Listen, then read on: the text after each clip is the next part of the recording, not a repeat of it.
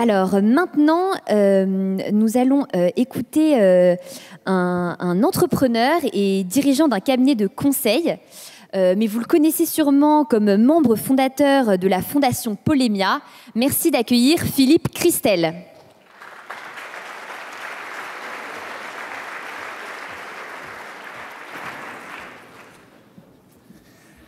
Merci, désolé pour la déception. La photo date d'il y a une douzaine d'années. La réalité est un peu plus tragique.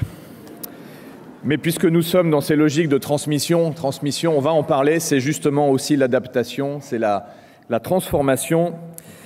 Transmettre et disparaître, c'est effectivement le thème de notre colloque. C'est vrai qu'il n'est pas forcément nécessaire d'être... je ne sais pas ce que c'est que ce truc qui tombe, hein. D'être historien, sociologue, professeur pour en parler, pas forcément non plus d'être un acteur de l'entreprise, puisque la transmission ou la disparition, par définition, c'est le sujet de l'être humain. C'est le sujet de l'être humain, puisque ce qui caractérise l'homme, c'est qu'il est irrémédiablement marqué par l'idée de sa propre finitude. Et l'homme sait très bien qu'il ne va conjurer sa finitude, et peut-être même conjurer la mort ou la peur de la mort, que par sa capacité à transmettre. C'est la première, peut-être, réflexion anthropologique que nous pouvons énoncer quand nous parlons de transmission. Puisqu'on est dans l'anthropologie, je vais en citer une seconde, et elle est une sorte de résumé de ce qu'a démontré l'anthropologue Arnold Gehlen quand il explique que l'homme, par nature, est un être de culture. Ce qui signifie que, c'est peut-être ce qui fait sa différence avec le reste des espèces vivantes, mais l'homme, effectivement, se distingue des autres créatures vivantes au sens où il se réalise par sa dimension culturelle.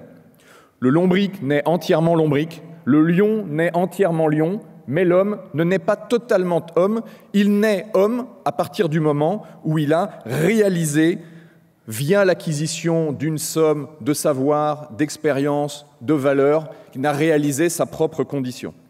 Et dès lors, c'est ça qui renvoie à l'inquiétude sur la notion de transmission, puisqu'il ne sera pas véritablement homme s'il n'aura pas transmis ou s'il ne se sera pas fait transmettre cet ensemble de savoirs culturels, valeurs, etc. Ça n'en fera pas nécessairement un lion, ça n'en fera pas nécessairement un lombric, encore que, quand on en voit certains, on se demande, mais à l'évidence, il a cette nécessité de transmission. Et c'est bien ce qui frappe, me semble-t-il, l'homme occidental aujourd'hui, c'est qu'il est au centre d'un double mouvement de dépossession. On l'a vu principalement ce matin. Premièrement, on a dépossédé l'homme occidental de son passé. Nous sommes régulièrement sommés de renoncer à notre passé, forcément nauséabond, pour un certain nombre de lendemains qui chantent. Et maintenant, de manière plus perverse, on est également amené à devoir renoncer à ces fameux lendemains qui chantent, renoncer à cette espèce de projection qui fait de nous les acteurs d'une dimension humaine, collective, assise sur une projection de puissance, une projection démographique, une projection culturelle. On nous dépossède maintenant du droit de la filiation, dans une espèce de mouvement de dépossession qui est d'ailleurs totalement antinomique avec ce qui se passe partout ailleurs sur la planète, dans ces fameuses économies et cultures émergentes, où les Chinois sont fiers d'être Chinois, les Indiens fiers d'être Indiens, etc., etc. Je pourrais multiplier les exemples. Et donc, aujourd'hui, nous sommes confrontés à une situation où nous ne devons plus qu'exister qu'au présent. Nous sommes dans l'épure de l'injonction 68 du « jouissons sans entrave ». Nous sommes résumés à notre capacité de jouir, de tirer profit du présent dans l'environnement absolument magnifique que la technologie et la société de consommation nous offrent. Mais c'est bien cela, me semble-t-il, qui produit cette espèce de tension et de malaise et d'anxiété dans nos sociétés, anxiété et malaise qui s'expriment de formes très diverses, mais qui est au cœur du profond malaise de l'homme européen, qui sait que sans transmission, il est voué au néant. Et donc, évidemment, la transmission, c'est le remède, c'est la solution, c'est ce qui nous sortira de cette anxiété. Mais à une condition peut-être, qui est de bien avoir en tête le sentiment que la transmission, c'est un phénomène dynamique qui ne consiste pas seulement à révérer ou sublimer le passé, mais à imaginer l'avenir, à s'y projeter et à le construire. Pour un certain nombre de raisons simples. La fidélité au passé implique l'avenir pour la bonne et simple raison, observons-le, que le passé que nous révérons a été un avenir pour un passé encore plus antérieur.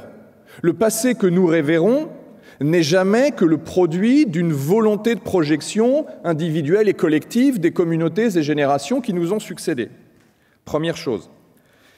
Il y a donc, derrière la transmission, la nécessité de rimer avec imagination, avec création, avec transmission, avec transformation, pardon. Cocteau disait de la tradition qu'elle est une statue qui marche. La transmission aussi doit être une statue qui marche. Et d'ailleurs, très biologiquement, les neurosciences aujourd'hui ont mis en évidence que les aires de notre cerveau qui sont connectées et stimulées ensemble sont les mêmes dès lors qu'il s'agit de se souvenir du passé et d'imaginer l'avenir. On est sur les mêmes aires qui sont stimulées. Il y a bien, là, dans cette logique de transmission, un lien permanent entre le passé et l'avenir.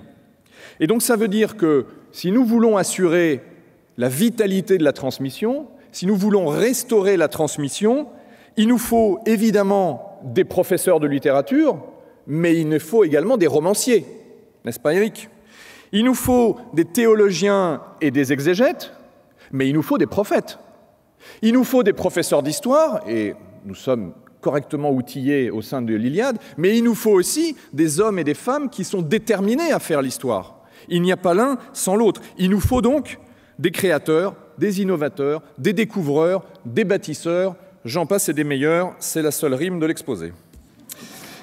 Donc, effectivement, il nous faut des bibliothèques et des musées, mais il nous faut des institutions capables de projeter la vision en action, de projeter ce que l'on retient de la transmission dans une logique d'action, et donc des institutions capables de pouvoir réunir les éléments qui forgent, qui redonnent une dimension collective et une dimension à l'aventure humaine, avec un certain sens de l'épopée et de confrontation au réel. Eh bien, il me semble, et j'en viens, après ce long prolégomène au sujet, il me semble que s'il est bien une institution qui répond à ce portrait, c'est bien celle de l'entreprise. Je crois que l'entreprise est effectivement, à côté de l'école, à côté de l'université, à côté de la famille, un vecteur absolument crucial de transmission. On va commencer par le plus facile. L'entreprise, c'est évidemment d'abord le lieu essentiel de transmission des savoir-faire. La jeune recrue qui intègre une entreprise va d'abord compléter sa formation initiale, voire pallier les graves lacunes de celle-ci, en étant aux côtés de ses collègues ou de ses tuteurs, en tout cas de la communauté vivante de l'entreprise. L'entreprise est un lieu d'apprentissage, d'acquisition de compétences, au contact des anciens et de la réalité du métier. Et grâce à ce lien direct entre les salariés, il y a là un pont qui est créé et qui se tient au-dessus des abîmes du présent. Et d'ailleurs, les entreprises sont à ce point attentives à cette richesse de transmission des connaissances et compétences qu'elles se structurent énormément, quand leur taille leur permet, avec les logiques de formation continue, avec les logiques parfois même d'université d'entreprise, et même dans certaines cultures industrielles de masse et pas qu'artisanales, avec des logiques de conservatoire de métiers. C'est un beau mot qui veut bien dire ce qu'il veut dire. Et même d'ailleurs, les entreprises, ces grandes entreprises de production intellectuelle de masse, on pourrait parler de l'automobile, qui réfléchissent sur le déploiement de ce qu'on appelle les systèmes d'excellence, travaillent sur des systèmes de transmission et de progression qui permettent à la fois, certes, d'assurer la performance économique, mais également de veiller aux conditions de travail des salariés et d'assurer la survivance et la répétabilité du beau geste. Parce que le beau geste, qu'il soit artisanal ou qu'il soit dans la production de masse, contrairement à ce que j'ai entendu tout à l'heure, fait partie des attendus et des sujets d'attention pour l'entreprise. Le deuxième élément que je voudrais partager, c'est que, peut-être de manière moins évidente, mais que l'entreprise est aussi le moment, l'endroit en tout cas, où on transmet des savoir-être. Pour le jeune embauché, l'arrivée dans l'entreprise va être la fin d'une séquence parfois furieusement individualiste. Et c'est là qu'il va commencer sa première expérience de vie en société, le mot société ayant là les deux acceptions de son titre. Dans une entreprise, on apprend à travailler, à vivre avec les autres, on monte des projets communs et on réapprend un certain nombre de règles, la ponctualité, le respect des engagements, la politesse, le fait de savoir mettre ses propres passions en deuxième rideau par rapport aux bénéfices du collectif. Avec la disparition du service militaire obligatoire, d'une part, et deuxièmement, l'explosion de l'enfant roi, quand il n'a pas été enfant unique d'ailleurs, d'autre part, eh bien, l'arrivée dans l'entreprise, l'entretien d'embauche, le premier salaire sont parfois des rites de passage à l'âge adulte que nul autre élément dans la société ne peut offrir à la personne. Et donc, c'est au contact de ses collègues que le jeune collaborateur va commencer à s'intégrer à l'intérieur d'une communauté, qui n'a rien à voir avec des communautés plus organiques, mais qui est en elle-même une communauté, parce que, oui, je pense que l'entreprise est une véritable communauté, c'est d'ailleurs son essence, l'essence même de l'entreprise, c'est de réunir des hommes et des femmes au service d'un objectif, d'un ou plusieurs objectifs. Donc travailler dans une entreprise, c'est expérimenter au quotidien que l'union fait la force, c'est d'expérimenter au quotidien que les compétences et les talents des uns sont complémentaires des compétences et des talents des autres. C'est expérimenter aussi cette dimension holiste que nous recherchons tous quand nous créons des associations, des regroupements. La dimension holiste, c'est celle qui fait la preuve que la somme d'un tout est supérieure en puissance à l'addition des talents des différentes parties. Évidemment, dans l'entreprise, je ne cherche pas à en faire une dimension idyllique, évidemment, il y a des faiblesses, il y a des petitesses, des mesquineries, des rivalités, des inimitiés, des injustices, que sais-je. Il y en avait autant dans les communautés villageoises d'antan et d'aujourd'hui, il y en a dans les équipes sportives, il y en a dans toutes les configurations de regroupements humains, mais en tout cas, c'est bien du coup au sein de l'entreprise qu'on peut expérimenter aussi le fait que l'intérêt bien compris des membres suppose que chacun mette le couvercle sur ses passions, sur ses frustrations, au nom de quelque chose qui est plus grand que lui. Et l'entreprise est donc, me semble-t-il, un puissant antidote à l'individualisme, l'égocentrisme ou le narcissisme de nos sociétés. C'est au sein des entreprises qu'on arrive à vivre collectivement un certain nombre d'émotions qui sont l'excitation du combat, la déception de l'échec parfois et l'exaltation de la victoire. Parce qu'un autre élément qu'on peut, me semble-t-il, tirer de l'entreprise, c'est que dans le monde le plus linéaire, le plus gris, le plus aseptisé qu'on nous vend et qu'on nous démontre, eh bien, ma foi, l'entreprise est sans doute l'un des rares, si ce n'est le rare espace où l'épique a encore droit de citer. Dans le marché mondialisé qu'on connaît, les entreprises élaborent des stratégies, elles nouent des alliances, elles mènent des offensives commerciales, elles effectuent des percées technologiques, elles conquièrent des marchés, elles s'emparent de technologies clés, elles mènent, elles repoussent des raids boursiers. Vous l'avez compris avec ce vocabulaire que j'utilise. Évidemment, nous sommes loin de la chose militaire au sens où on ne met pas toujours la peau au bout de l'idée ou du fusil, mais on est bien dans cette logique de combat, dans cette logique de vertu virile. Et ma foi, il n'y a plus que cette guerre notre-mère là que l'on peut vivre dans l'entreprise.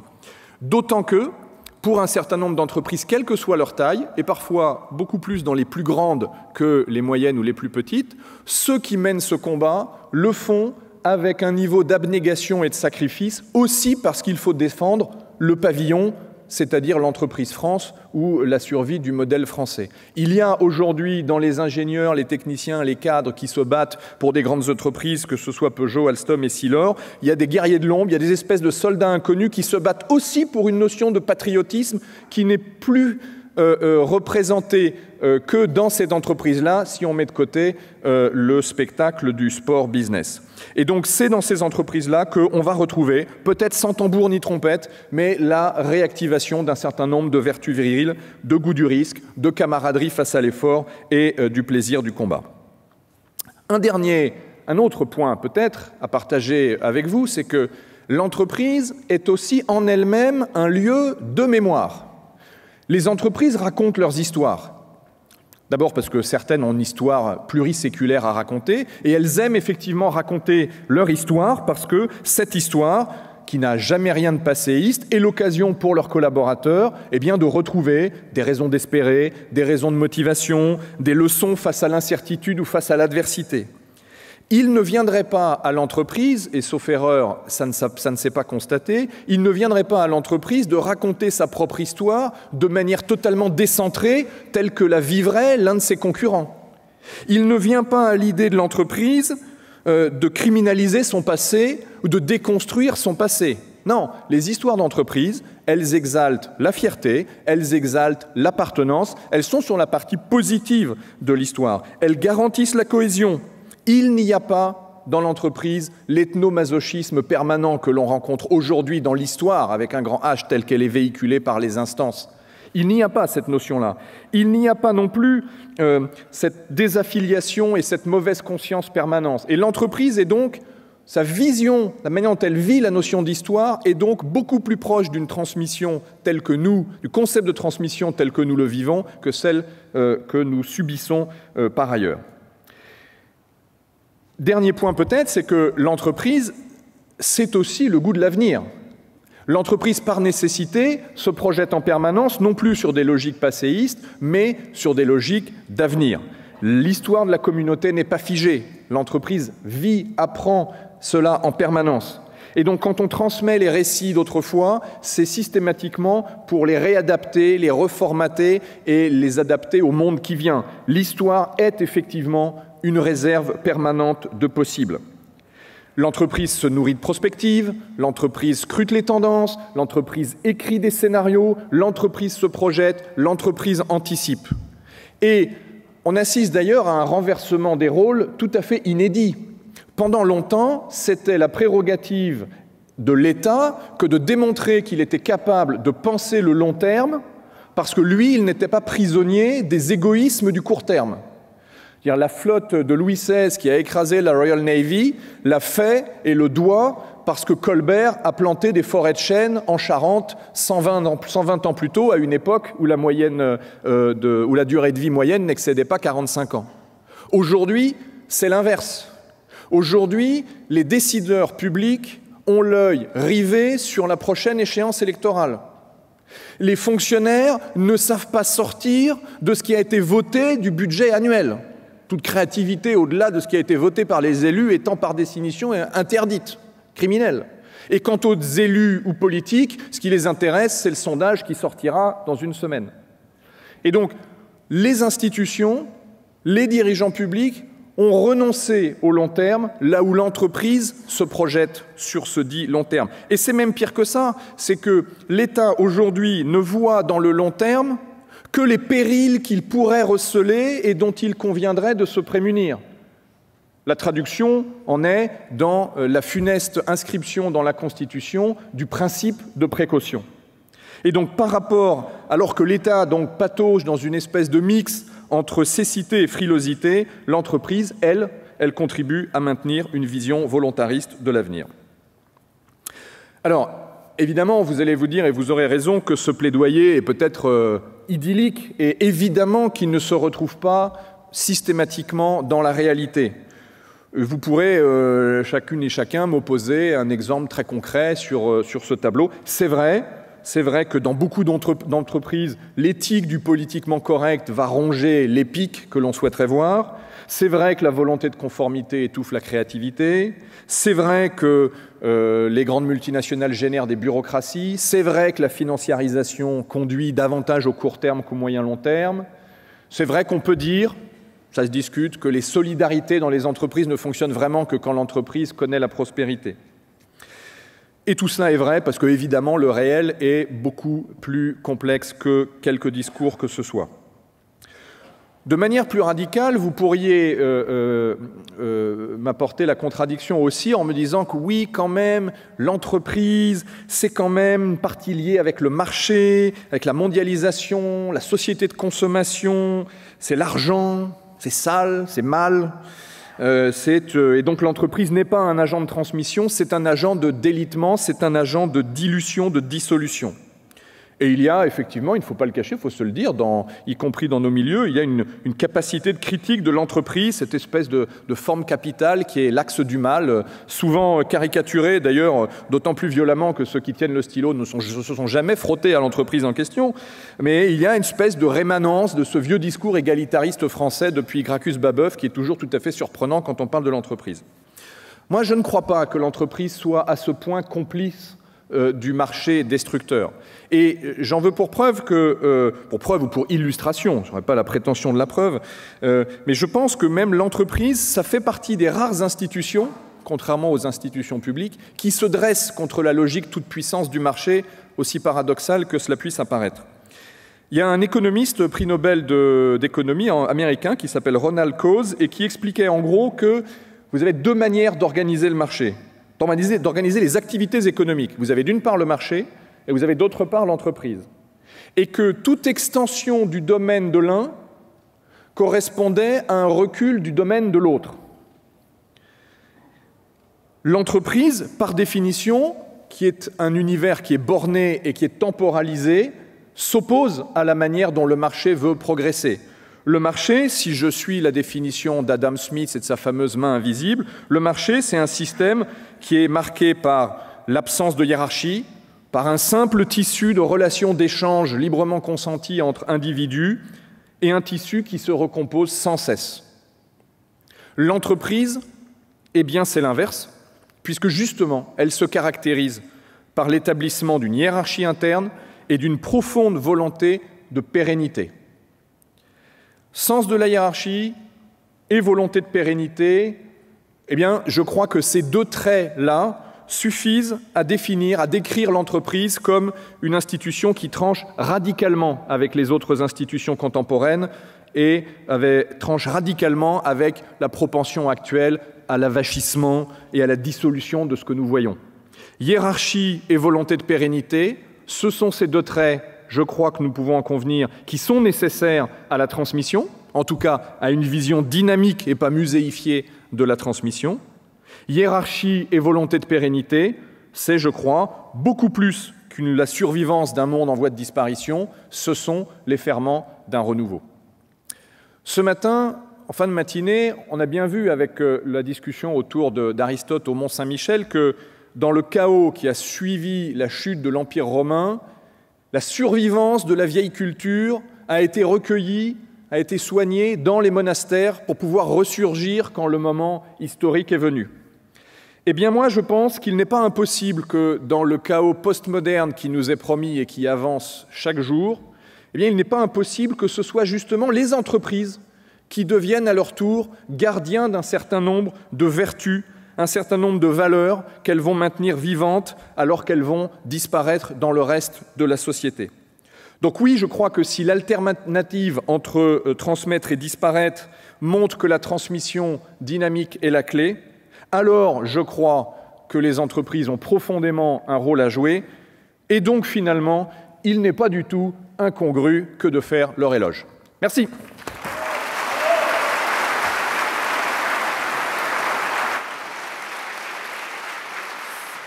Merci beaucoup, Philippe.